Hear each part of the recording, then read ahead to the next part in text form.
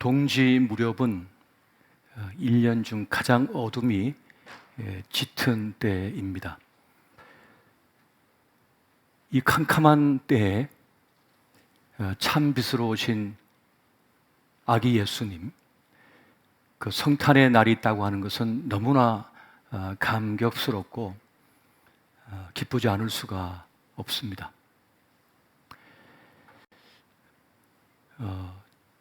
짙은 어둠을 겪어본 분들은 희미한 불빛이 얼마나 강렬하고 반가운 것인지를 잘 모릅니다. 하지만 인생의 깊은 어둠을 맛본 이들은 그 인생의 빛이라고 하는 것이, 나를 살려내는 빛이 무엇인가 하는 것을 절실하게 깨달아 그 빛의 소중함을 잘 알고 있습니다.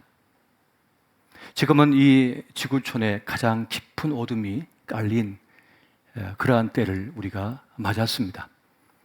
이때 세상에 온 참 빛이신 그 아기 예수님의 오심, 그 탄생을 기뻐하고 전하는 일은 이 어둠을 밝히는 가장 소중한 일이 될 것입니다. 그런데 주님께서 말씀하시기를 너희도 세상의 빛이다 라고 말씀하시면서 빛을 가져오는 사람, 또 빛을 가져다 주는 사람이 되라고 그렇게 우리에게 말씀하고 계십니다.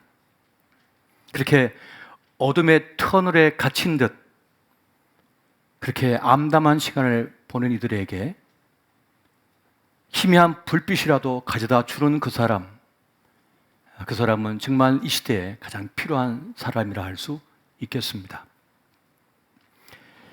우리는 이 성탄절을 우리만의 성탄절, 우리만의 성탄의 기쁨으로 만족할 수 없습니다.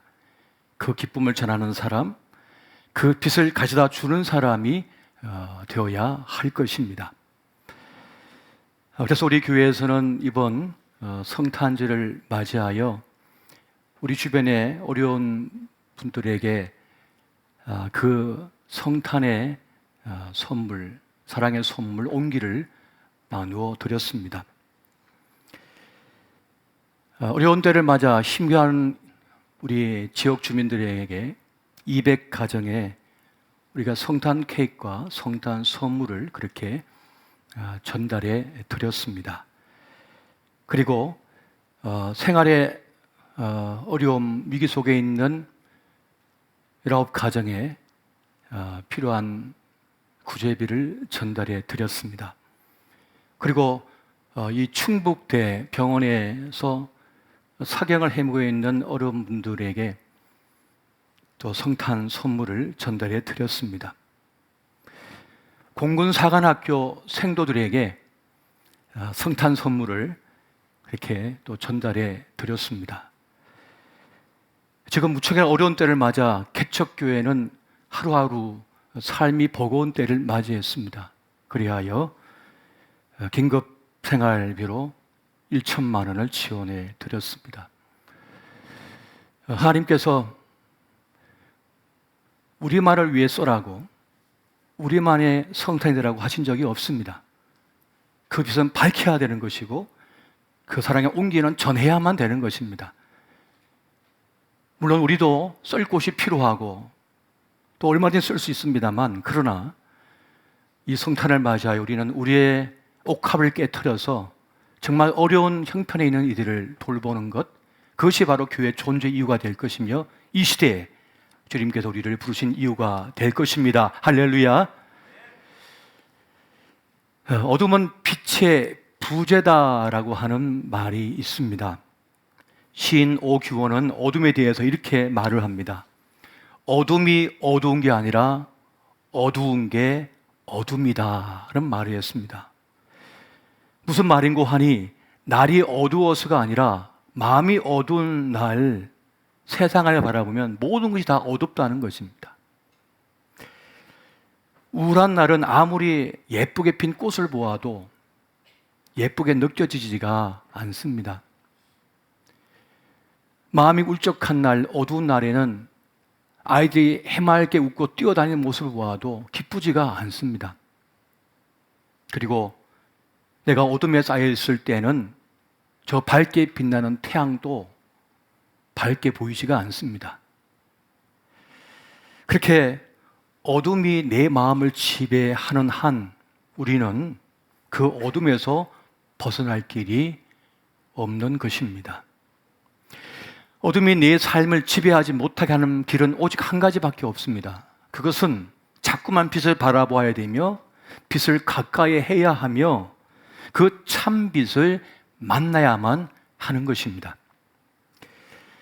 내성마비 시인인 송명희 시가 있습니다. 제가 사춘기 시절 처음 교회를 나갔는데 한 가스펠송이 제 마음을 그렇게 먹먹하게 만드는 거예요. 그 가스펠송의 제목이 나라고 하는 그런 곡이었습니다. 나 가진 재물 없으나로 시작되어지는 그런 가스펠송이었는데 그것이 얼마나 가슴을 먹먹하게 만드는지 모르겠습니다. 특히 공평하신 하나님이 남이 가진 것 없지만 공평하신 하나님이 남이 없는 것 갖게 하셨네. 이 내성마비 시인인 이 송명희 씨가 그런 고백을 하고 있는데 말이죠. 그 잔잔한 감동으로 저를 사로잡는 것을 경험했습니다. 그런데 이 송명희 시인이 이 시를 쓸 때 말이죠. 성령께서 자기를 압도하시는데 이 뜻을 다 알지 못한 채 쓰셨대요. 정말 나는 공평한가? 남들은 저렇게 뛰어다니고 마음껏 그렇게 달리고 하고 싶은 거 다 하고 사는데 나는 움직일 수가 없고 제대로 표정도 지을 수 없고 제대로 내 손, 발을 가늠할 수도 없고 움직일 수도 없는데 공평하신 하나님이라고 하는 이 글을 써내려가는데 그것이 잘 이해가 되지 않더랍니다. 쓰면서도. 그런데 그 곡을 접하는 자마다 그 시를 읽는 자마다 삶이 변하고 인생이 바뀌어진 역사가 막 일어나는 거예요. 그렇게 10년의 세월이 지난 후에야 이 한 줄 한 줄의 그 시의 의미가 자신에게 깊이 이해가 되고 깨달아졌다라는 고백을 하고 있습니다. 그가 어두움 가운데 살아도라고 하는 글을 썼습니다. 어두운 가운데 살아도 내가 어둡지 아니한 것은 내 마음에 빛이 있습니다. 내 마음에 빛된 예수 그리스도 그가 내 안에 계시느니라. 그런 고백을 그가 하고 있습니다.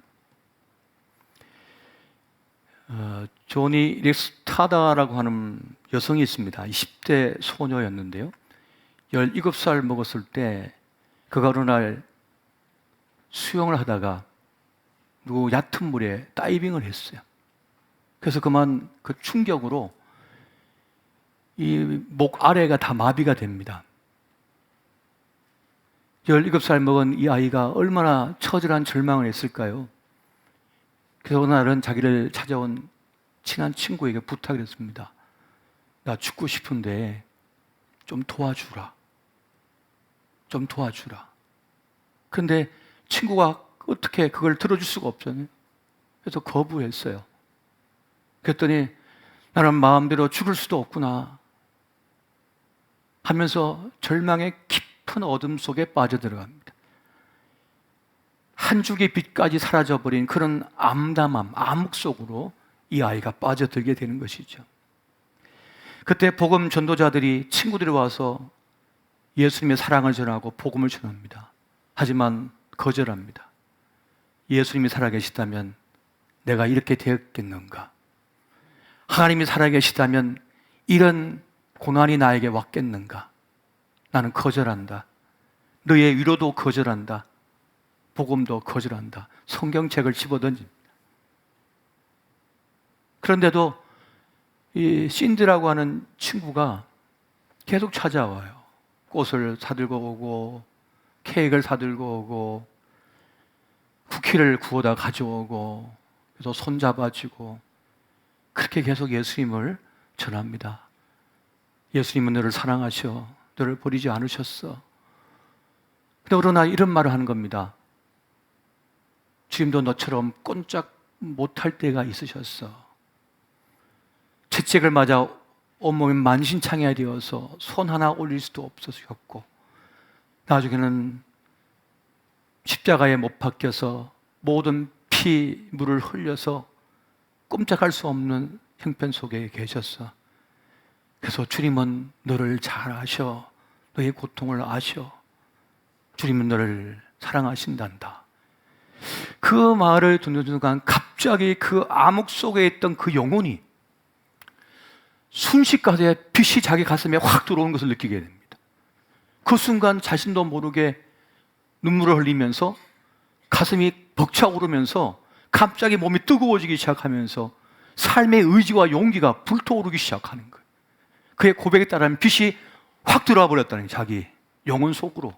그 순간부터 그런 살 의지를 갖기 시작합니다. 그러면서 나에게 펜을 가져다 달라, 나에게 붓을 가져다 달라 하면서 자기 입에 물고 그때부터 그림을 그리기 시작합니다.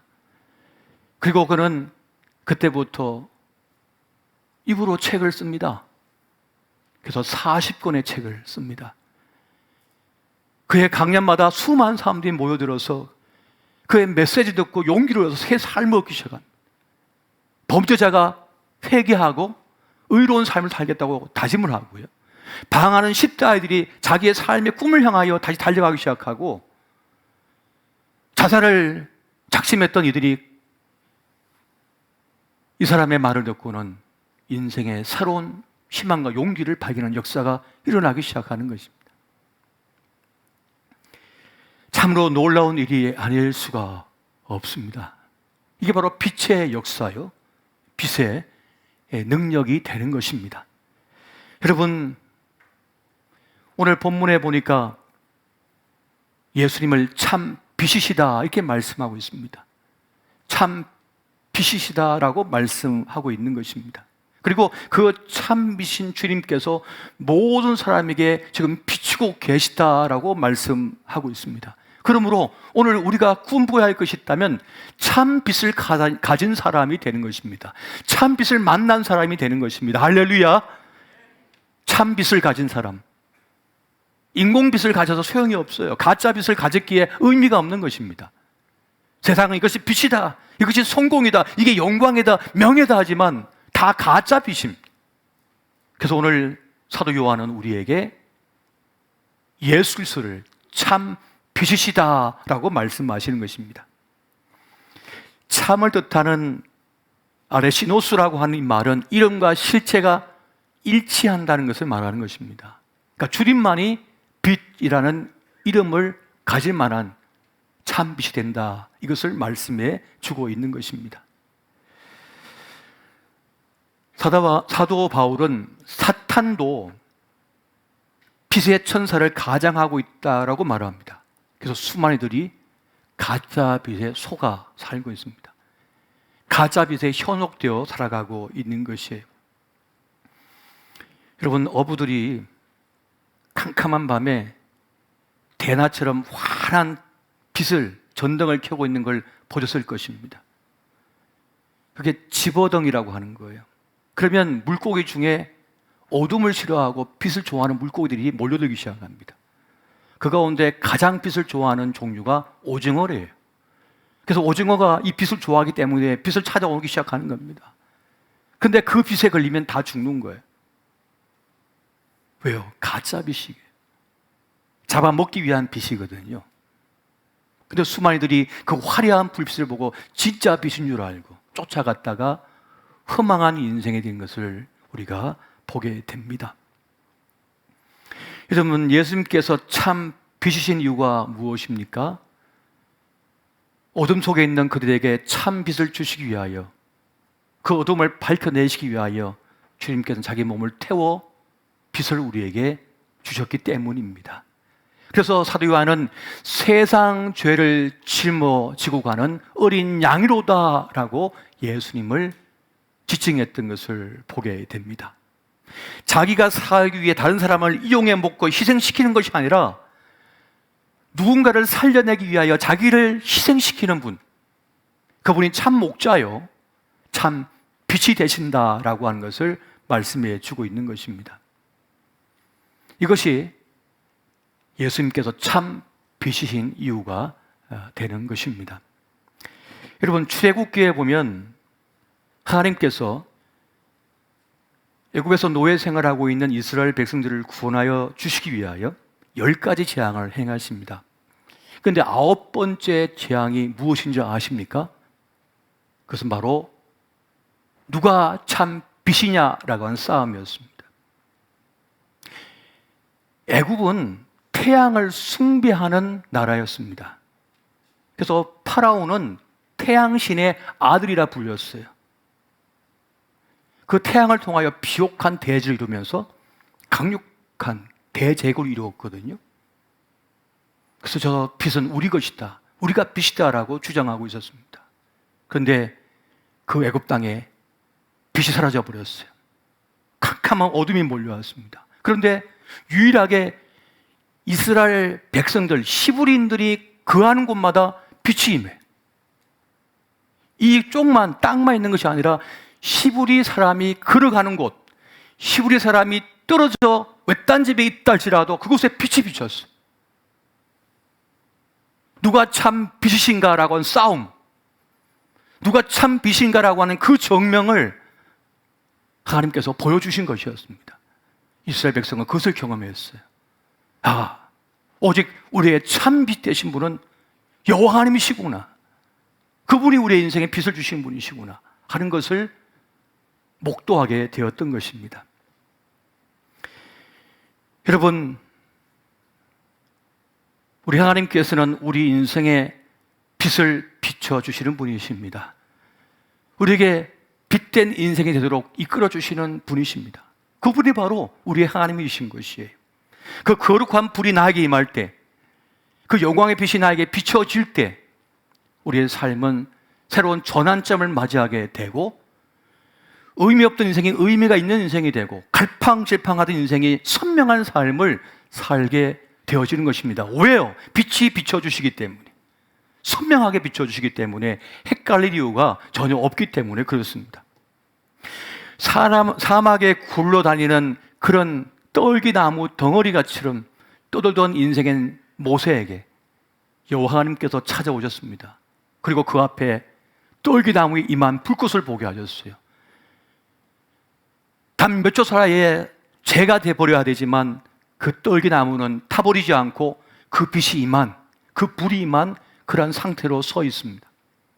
바로 떨기나무와 같이 굴러다니며 쓰잘데기 없이 그냥 끝나버릴 무의미한 인생이지만은 하나님의 빛이 임하고 불이 임했을 때 어둠을 밝히는 빛된 인생이 됨을 바로 그 사건을 통하여 모세에게 말씀하셨으며, 모세에게 말씀합니다. 이것이 바로 너라고. 그것처럼 빛 되신 주님께서 우리에게 주어질 때는 그런 빛된 인생으로의 삶의 길을 걷게 되어지는 것입니다. 여러분, 막연히 좋은 날만 기다리는 사람이 되지 마십시오. 빛을 가져오는 사람이 되시고 빛을 가져다 주는 사람이 되십시오. 어떤 사람은 다른 사람에게 어둠을 가져다 줘요. 표정으로, 말로 어둠을 그 가슴에 안겨버려요. 어떤 사람은 누군가의 삶 속에 가난을 안겨줘 버려요. 그러나 빛의 자녀인 우리는 누군가에게 빛을 가져다 주는 사람이 되어야 됩니다. 용기를 가져다 주는 사람이 되어야 됩니다. 희망을 가져다 주는 사람이 되어야 합니다. 여러분, 빛의 노래를 부르십시오. 희망의 노래를 부르십시오. 빛을 갈망하시오. 그러면 하나님께서 우리 인생의 빛을 비춰주실 줄 믿으시기 바랍니다. 우리는 날마다 참빛 되신 주님을 영접해야 됩니다. 영접하는 자, 곧 그 이름을 믿는 자들에게는 하나님의 자녀가 되는 권세를 주셨다고 말씀하셨습니다. 근데 한 번 영접이 아닙니다. 끊임없이 이런 주님을 영접해야 되고 우리의 삶 속에 모셔드려야만 하는 것입니다. 한번 따라해 보십시오. 참 되신 주님을 영접하라. 참빛 되신 주님을 영접하라. 빛을 영접하면 어둠이 물러가게 되어 있습니다. 빛의 능력이기 때문에 그렇습니다. 요한은 말씀이 육신에 우리 가운데 거하셨다라고 말씀합니다. 여기서 주님이 우리 가운데 오셨다라고 할 때 스케나오라고 하는 말을 쓰는데, 이 말은 장막을 쳤다, 장막에 머물다라고 하는 뜻을 가지고 있어요. 이스라엘 백성이 광야길을 지나갈 때 그 12지파의 진영의 중앙에는 항상 여호와의 장막이 함께 계셨습니다. 이 의미는 뭡니까? 내가 너희와 함께 하겠다, 임마누엘로 함께 하겠다. 이것이 바로 주님께서 말씀하시는 바 중요한 사건이었습니다. 지금 죄 중에 있을지라도 주님을 모셔드리십시오. 참빛 되신 주님을 영접하십시오. 제 삶 속에 들어와 주십시오. 제 마음 속에, 우리 가정 안에, 우리 자녀 위에, 내 사업 위에, 내 직장 위에, 내 인생길 위에 주님 찾아와 주십시오. 제가 주님을 영접하겠나이다. 죄 중에 있을지라도 주님을 영접하면 인생의 새로운 변곡점이 됩니다. 새로운 전환점이 되는 것입니다. 여러분, 우리는 흙집이라고 했어요. 나는 금그릇인 줄 알고 은그릇인 줄 알았는데 주님은 너는 흙그릇이야, 질그릇이야 라고 말씀해요. 흙집이라는 겁니다. 여러분, 흙집은 빛을 받지 않으면 곰팡이가 핍니다. 부서져요. 빛을 받지 않으면 말이죠. 흙집은 빛을 충분히 받아내야만 건강한 공기를 유지할 수 있고 그 탄탄한 흙집의 위용을 자랑할 수가 있게 됩니다. 우리 몸도 빛을 제대로 받지 않으면 면역력이 떨어져 버리죠. 병이 찾아오기 시작합니다. 우리 영혼도, 우리의 마음도, 우리의 육체도 그 빛을 받아야만 하는 것입니다. 어두운 인생에 빛이 비칠 때에 곰팡이가 사라집니다. 제 곰팡이, 인생의 어두운 곰팡이가 물러가기 시작하는 것입니다. 공기가 달라집니다. 눈빛이 달라지기 시작하는 거예요. 삶이 달라지기 시작하는 것입니다. 여러분, 진리를 알지니 진리가 너희를 자유롭게 하리라 라고 말씀했습니다. 참 빛을 받게 되면, 그 빛이 나에게 임하게 되면 모든 속박과 괴로움과 아픔과 상처로부터 자유함을 얻게 됩니다. 왜냐하면 그것은 참 진리이기 때문에 그렇습니다. 여러분, 어둠은 진리의 빛을 이길 길이 없습니다. 그래서 물러가 버리는 것이에요. 그 예수님의 빛이 나를 변화시키고 내 삶을 새롭게 만들어가기 시작합니다. 가늠하다 붙잡힌 여인이 있습니다. 모두가 그를 치려고 돌을 들었습니다. 수십 명의 장정들이 돌을 들었어요. 어린아이도 돌을 들었습니다. 여인들도 돌을 들었습니다. 그때 주님께서 말씀하십니다. 너희 중에 죄 없는 자가 먼저 치라. 주의 말씀 앞에 모두 떨리는 손으로 그 돌을 내려놓고 하나둘 사라져 버렸습니다. 주님께서 말씀하십니다. 너를 정죄하는 자들이 어디로 갔느냐? 어디 있느냐? 여인이 말합니다. 없습니다. 나도 너를 정죄하지 않으니 다시는 죄를 짓지 말라. 근데 여러분, 죄를 짓지 않을 도리가 있을까요? 우리는 죄 인력에 자꾸 끌려다닙니다. 죄악된 생각 속에 사로잡힐 때가 많습니다. 누군가를 저주하고 싶은 마음, 누군가의 어둠을 가져다 주고 싶은 마음, 누군가에게 지옥을 경험시키고 싶은 마음, 누군가 안 됐으면 하는 마음이 끊임없이 우리 속에 그렇게 들끓어오르기 시작합니다. 내 힘으로, 내 의지대로 되지 않는다는 말, 내 능력으로 되지 않는다는 것이, 축복해주고 좋은 말 해주고 기도해 주다가도 한순간 너무 잘 되면 배가 아프고 경쟁 심리 속에 불안에 떨기 시작하는 것입니다. 그렇게 우리는 어둠입니다. 어둠 속에 속해 있었습니다. 그래서 주님께서 말씀합니다. 너희가 전에는 어둠이더니 이제 빛이니라, 빛의 자녀니라 라고 말씀합니다. 전에 우리는 참빛을 만나기 전까지, 참빛을 영접하기 전까지 우리는 어둠이었어요. 그러나 그 참빛 되신 주님을 영접하였고 빛의 자녀가 된 이후에 그 빛의 영광, 빛의 능력으로 이제는 그 어둠을 이길 수 있는 힘을 가지게 된 것입니다. 할렐루야. 이것을 지켜내기 위해서는 어떻게 해야 됩니까? 빛의 주님을 날마다 영접하며 내 삶 속에 모셔드려야만 됩니다. 내 삶의 중앙에, 센터에 그분을 그 빛을 모셔드리면 어둠이 물러가고 어둠을 이길 수가 있게 되어지는 것입니다. 여러분, 짙은 어둠 속에서는 속도가 아무 의미가 없습니다. 쏜달같이 달려도 낭떠러지예요. 엉뚱한 곳에 처박혀버리는 거예요. 어둠 속에서는 속도가 소용이 없습니다. 근데 오늘날 수많은 이들이 속도만 높이고 있어요. 참 빛 되신 주님을 모셔드리게 되면 우리는 그 빛을 통하여 분별력을 갖게 됩니다. 이 길이 잘못된 길인지 참 길인지를 깨닫기 시작합니다. 방향이 분명한 인생이 되고 목적이 분명한 인생이 되어집니다. 그래서 빛 되신 주님과 동행하면 우리는 인생의 헛됨에서 벗어날 수가 있게 됩니다. 허무한 인생이 되지 않게 됩니다. 여러분, 그러함으로 우리는 날마다 참 빛 되신 그 주님을 내 삶 속에, 내 삶의 중앙에 모시고 그렇게 한 걸음 또 한 걸음 동행할 수 있어야 하겠습니다. 우리는 날마다 은혜를 사모하고 은혜를 달라고 말합니다. 근데 여러분, 그거 아세요? 은혜에는 하나님의 간섭하심이 있습니다. 은혜의 개입이 있는 거예요. 믿는 사람은 어떤 사람입니까? 받아들인 사람입니다. 주님을 영접한 사람입니다. 주님께서 이끄신 대로 따르는 사람입니다. 구원받을 뿐만 아니라 구원의 방식, 방법까지도 받아들이는 사람입니다.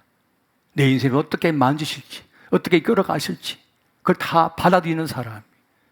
그렇게 빛이 나에게 임하게 되면 그 빛은 내 삶 속에 있는 어둠을 몰아내고 내 영혼의 어둠을 몰아내고 내 삶의 어둠을 몰아내고 내 삶을 주님께서 아름답게 가꾸어 가기 시작합니다. 그 은혜가 있음을 여러분 믿으시기 바랍니다. 빛 되신 주님과 함께 동행하시는 빛의 자녀 되시기를 예수 이름으로 축원드립니다.